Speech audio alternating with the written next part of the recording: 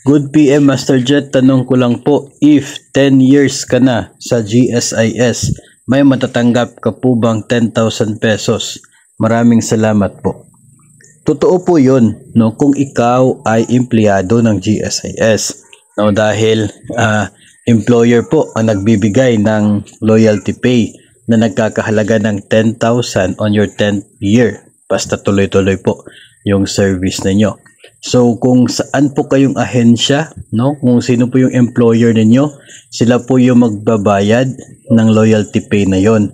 So if ever nag-transfer ka from one agency to another pero hindi po naputol yung service, no, tuloy-tuloy lamang po, no, continuous service for 10 years. So kung saan pong ahensya ka as employee noong nag-celebrate ka ng inyo pong 10th year anniversary, sila po ang magbabayad, hindi po ang GSIS. No, so tandaan po natin yan, hindi po si GSIS ang nagbabayad ng loyalty pay.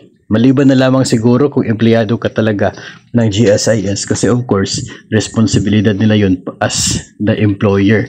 No, pero kung hindi ka po empleyado ng GSIS, kung sa DepEd, well, DepEd po yung magbabayad. Kung doon ka naman po sa other agency ng gobyerno, o kaya ay maging sa mga LGU, sila din po ang magbabayad ng loyalty pay mo if eligible ka. So ganun din naman po on your 15th year, 20th year, and so on.